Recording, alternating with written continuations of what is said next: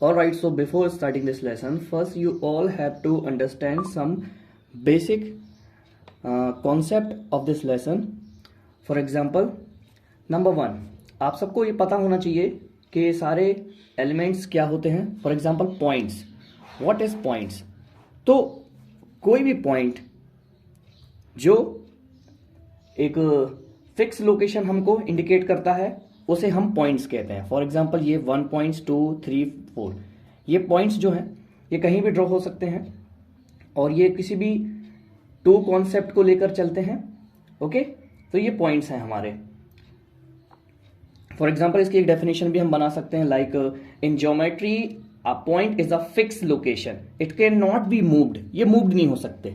अगर एक जगह ये फिक्स हो गए तो हो गए. Okay. Number 2, line. What is line?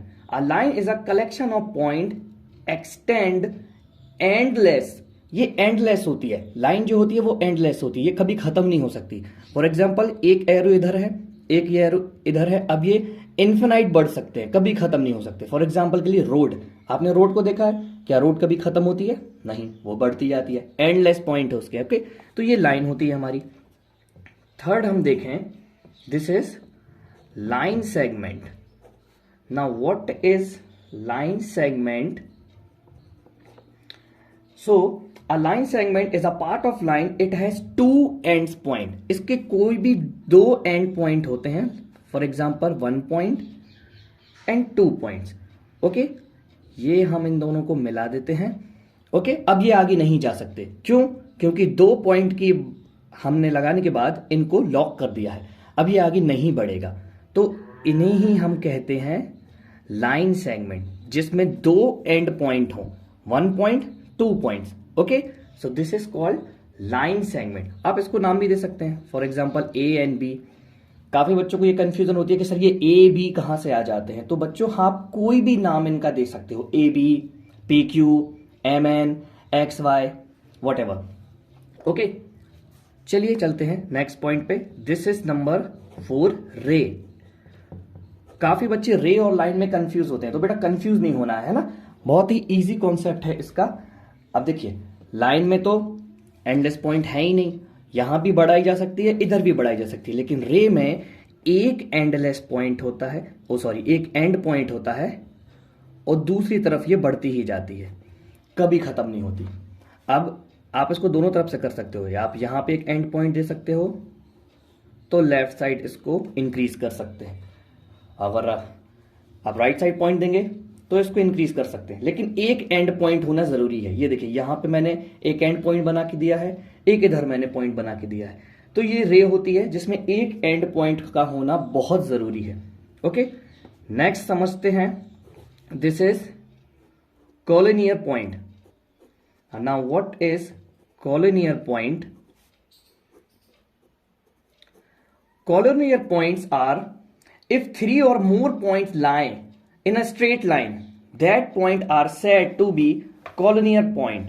अगर कोई भी 3 पॉइंट एक ही लाइन में ड्रॉ होते हो तो वो कॉलोनियर पॉइंट होंगे. फॉर एग्जाम्पल के लिए ये देखिए, 1 पॉइंट 2 पॉइंट 3 पॉइंट, ये सारे एक ही लाइन में लाइन हो रहे हैं.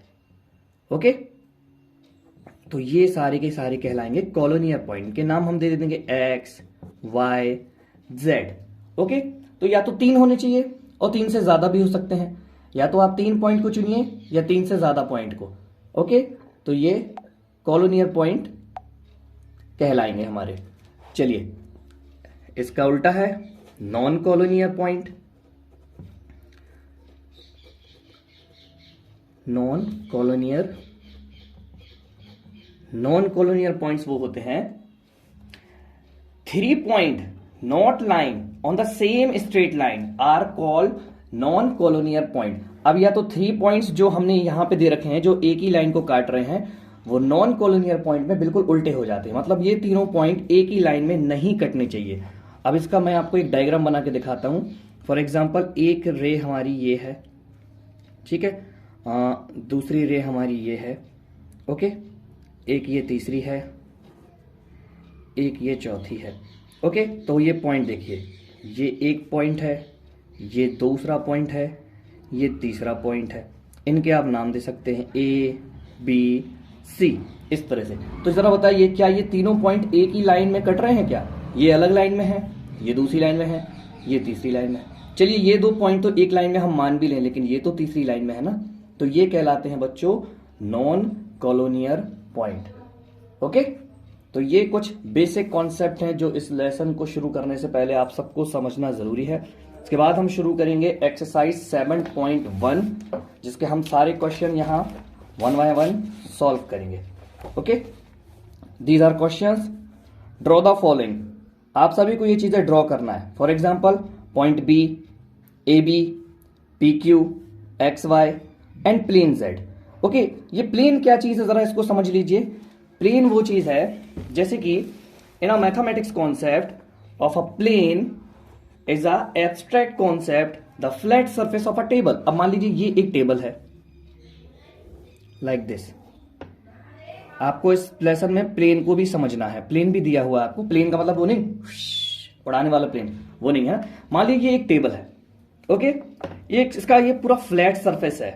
Okay, that goes on endless. ये कितना भी ज्यादा बढ़ाया जा सकता है, खत्म नहीं हो सकता। हम चाहे इसको और बड़ा भी कर सकते हैं। ओके, और इसकी डायरेक्शन जो है वो इन्फिनाइट हो सकती है, वो भी खत्म नहीं हो सकती। तो इसको हम बोल सकते हैं a plane is a collection of infinite number of points. इसमें ढेर सारी नंबर अपन इंडिकेट कर सकते हैं।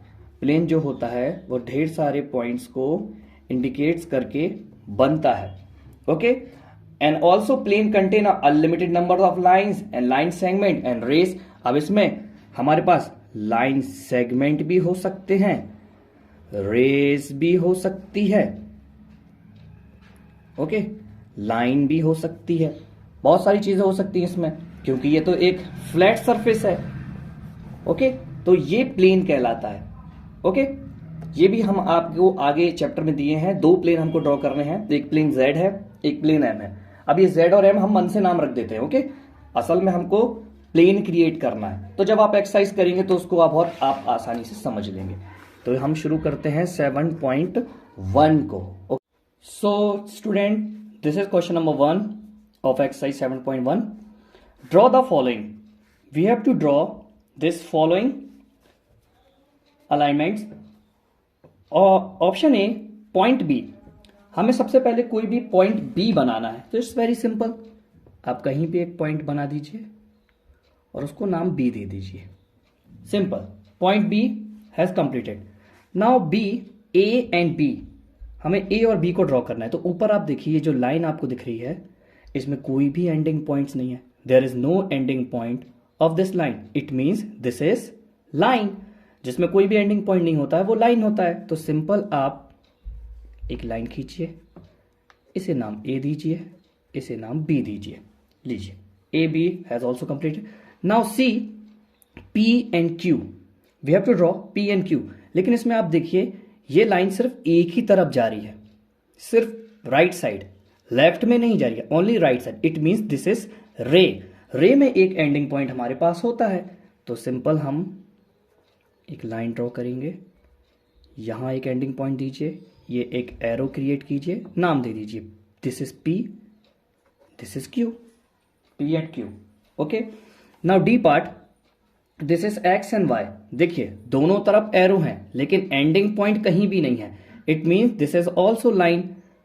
हम इसको कितना भी आगे बढ़ा सकते हैं। तो इस तरह से आप एक लाइन क्रिएट कीजिए, दो एरो बनाइए, this is X, this is Y. Okay, now E part, plane Z. Plane Z हमें बनाना है। प्लेन मैंने आपको पहले ही एक्सप्लेन कर दिया है कि प्लेन जो होता है वो कलेक्शन होता है नंबर ऑफ पॉइंट्स का। ओके, तो सिंपल आप एक बॉक्स बनाइए इस तरह से। अब इसे आप जितना चाहे बड़ा कर सकते हैं, ये आगे भी जा सकता है। तो इसे हम जितना चाहे बढ़ा सकते हैं, लेफ्ट में, राइट में, अप साइड और डाउन साइड, कहीं भी आप इसको बढ़ा लीजिए और बीच में नाम दे दीजिए Z. This is simple plane. ये जितना चाहे बड़ा हो सकता है। Alright, now question number 2, name the following. इन सारे के सारे क्वेश्चंस के हमें नाम बताने कि आखिर ये है क्या। ओके, चलिए पता लगाते हैं। This is simple, point P बना हुआ है। तो दिस इज पॉइंट P, तो आप यहां इसको नाम दे सकते हैं, दिस इज पॉइंट। ओके, ये पॉइंट है। यहां देखिए दो एंडिंग पॉइंट है, one ending point M side, second ending point N side, तो this is line segment, line segment, ये आ जाएगा आपका line segment. Okay, now this is, ये देखिए एक एंडिंग पॉइंट है, ओके, और दूसरा बढ़ता ही जा रहा है, ये कोई एंडिंग पॉइंट इसमें खत्म नहीं हो रहा है, तो दिस इज सिंपल रे, ये आपकी रे है। डी पॉइंट देखिए, डी पॉइंट में आपको यहां भी बढ़ता जा रहा है, यहां भी बढ़ता जा रहा है, अप साइड डाउन साइड, कोई एंडिंग पॉइंट नहीं है, बढ़ता ही जा रहा है, तो दिस इज सिंपल लाइन, ये सिंपल लाइन है। ओके ओके, तो दिस इज सिंपल लाइन। ये देखिए, ये तो हमने अभी पहले क्वेश्चन में किया है, this is simple plane, up side down side left side right side कितना भी जाकर बढ़ाया जा सकता है, तो बीच में एम नाम दे दिए, तो this is plane M, plane M. Okay, so question 2 has also completed. Now question number 3, draw a line segment XY, then draw two more lines segment that have Y as a end point. Okay, Y जो है वो end point होना चाहिए और बनाना हमको line segment है। चलिए बना लेते हैं। पहला लाइन सेगमेंट मैंने ये बनाया, एक ये एंडिंग पॉइंट, एक ये एंडिंग पॉइंट। ओके, इसे मैंने नाम दिया X एंड Y। इसके बाद है draw two more line segment, एक और बनाना है। चलिए, ये मैंने एक और लाइन ड्रॉ की और यहां एंडिंग पॉइंट दिया, इसका मैंने नाम दिया Z। ओके, अब इन्होंने हमसे कहा कि Y जो है वो एंड पॉइंट होना चाहिए, तो देखिए Y एंड पॉइंट है किसका, Z का, Y Z। ओके, चाहूं तो हम आगे एक और भी बना सकते हैं इस तरह से, इसे कुछ भी नाम दे सकते हैं, M नाम दे सकते हैं, तब भी Y जो है वो एंड पॉइंट रहेगा इस वाले लाइन सेगमेंट का, Z वाले का, X Y Y Z। ये इस तरह से इसका फिगर बनेगा क्वेश्चन नंबर 3 का। ओके स्टूडेंट, चलिए नाउ क्वेश्चन नंबर 4। ये देखिए क्वेश्चन नंबर 4 मैंने यहां किया हुआ है, draw the following 3 collinear point बनाने हमको। चलिए ड्रॉ कर लेते हैं। कॉलोनियर पॉइंट्स मैंने आपको बताया था वो पॉइंट्स होते हैं जो एक ही लाइन में लाए होते हों, मतलब कटते हों। चलिए बना देते हैं। तो कॉलोनियर पॉइंट एक ही लाइन में कटने वाले पॉइंट होते हैं, पॉइंट 1 2 और 3, ये इस तरह से, इन्हें हम नाम दे सकते हैं A B and C। This is 3 collinear point. Now 3 non collinear point, ये इसका अपोजिट है, उल्टा, मतलब 3 ऐसे पॉइंट जो एक ही लाइन में ना आते हों। सेम एक लाइन हम ड्रॉ करेंगे, ये दूसरी लाइन और ये तीसरी लाइन, इस तरह से 3 पॉइंट हम इसमें लाइन करेंगे। ये देखिए 1 2 और ये पॉइंट 3, क्या ये एक ही लाइन में कट रहे हैं? चलो इन्हें हम नाम देते हैं A B and C। A और B तो चलो एक लाइन में कट भी रहे हैं, लेकिन C तो नहीं कट रहा, C दूसरी लाइन से जाके मिल रहा है, तो इसीलिए हम इनको नॉन कॉलोनियर पॉइंट कहते हैं, जो कि एक ही लाइन में ना आते हों, 3 अलग अलग पॉइंट होते हों। ओके, तो this is 3 non collinear point, ये 3 collinear point. Now question number 5 is name the different rays contain in the line given points. Okay, हमें इनका डिफरेंट रेज कंटेन करना है। Name the different rays contain in the line given here, हमको इनके अलग अलग तरीके से नेम आइडेंटिफाई करना है। तो देख लेते हैं पहले क्या क्या है। पहले तो A और B, तो दे देते हैं A और B। फिर B और C भी ले लेते हैं, देखिए पॉइंट B और C भी तो मिल रहा है। ओके, फिर एक लंबा ले लेते A और C। चलिए और क्या क्या बन सकता है, B और A भी बन जाएगा, C और A भी बन जाएगा। ओके, इसके बाद C और B भी बन जाएगा। तो ये हमारे डिफरेंट रेज कंटेन हैं जो हमने इन 3 कॉलोनियर पॉइंट्स में आइडेंटिफाई किए हैं। Okay students, so these are the questions of exercise 7.1। सारे 5 क्वेश्चंस हमने यहां सॉल्व किए हैं। Now in next class we will start exercise 7.2 where we have to identify the angle हमें सिंपल इनके एंगल्स को आइडेंटिफाई करना है। Name the angle given below, हमें इनके एंगल्स के सिंपल नेम बताने हैं कि ये कौन से एंगल्स हैं। ओके, चाहो तो मैं आपको यहीं पे इनको सॉल्व करा के दिखा सकता हूं। This is very easy exercise. Okay, ये देखिए, एंगल्स के नाम आइडेंटिफाई करने के लिए हम इनको ऊपर से काउंट करते हैं। ये देखिए, यहां से, इस पॉइंट से, तो इस एंगल का नाम क्या है? A B C. तो यहां आप लिख दीजिए ए बी सी। एंगल का सिंबल जरूर बनाइए, एंगल का सिंबल है एंगल ए बी सी। इसका नाम एक्स वाई जेड, तो एंगल एक्स वाई जेड ऊपर से काउंट किया जाता है। यहां पे angle A C B, angle A C B, ये हो गया। डी देखिए, ये angle Q R P, angle Q R P, इसका नाम क्या है? एंगल, यहां से भी इस तरफ भी आ सकते हो, इस तरफ भी जा सकते हो, जो भी हमको ठीक लगे, लेकिन ये ऊपर से नहीं आएगा, इस बार हम नीचे तरफ से जाएंगे। तो आप यहां से भी काउंट कर सकते हो, इधर से भी कर सकते हो। तो R Q P, angle R Q P, इस टाइप से। इस एंगल का नाम क्या होगा बताइए?